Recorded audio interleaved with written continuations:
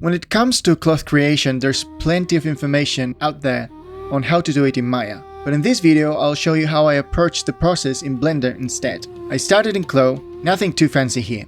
If you like to see the actual garment creation, I uploaded the time-lapse in my main post. Once the clothes were ready, I assigned a unique material to each main piece so they would have their own UVs. Then I exported everything as an OBJ. No thickness, unified UV coordinates.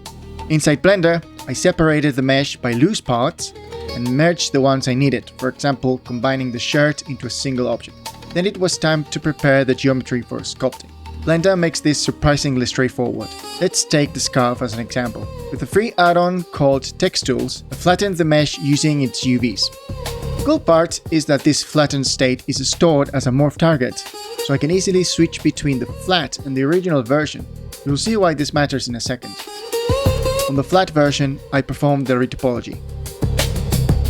Then I added a surface deform modifier to bind the new retopo mesh to the flattened objects. Once I morphed everything back, the new retopo followed perfectly.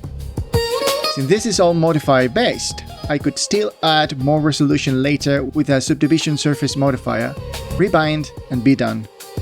And because the objects are flat, generating UVs was quick and they matched the originals without hassle. This workflow worked well for the shirt and skirt too, although the shirt was a bit trickier. I had to match the edge loops so that the different pieces could be welded cleanly.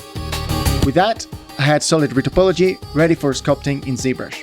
Unfortunately, I don't have footage of the sculpting itself, but the key part was using DAM standard with V-shapes to create memory folds. Back in Blender, I had to rebuild topology in some areas. For example, if you compare the flattened ZBrush version to the final retopo, you will notice new regions like the inside of the sleeves, and I also simplified certain areas. I added support cuts for edges and silhouette, and to fix cases where folds worked against the flow of the topology, which can cause unwanted shading.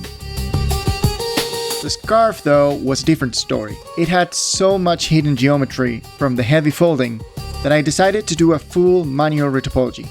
That introduced another challenge. Now the material no longer followed a logical grain line. Here's what I mean. In Painter, when applying a fabric material to the high poly mesh, the folds break up the pattern naturally. But on the new retopo, the direction looks wrong, because the topology and therefore the UVs are simplified. To fix this, I textured the high poly directly. Then I exported those textures and brought them to X-Normal. Using its bake tools, I projected the high poly textures, color, normal, and roughness onto the low poly. Back in Painter, I imported them as texture maps and plugged them into a material. After a quick base map bake, everything aligned. The difference is clear. Without this step, the fabric looks flat and unrealistic.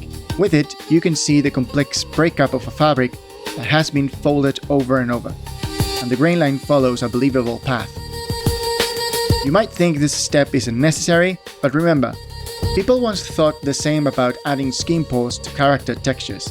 Now it's a standard. The final stage was bringing everything into Unreal Engine. Luckily, this part was fairly simple.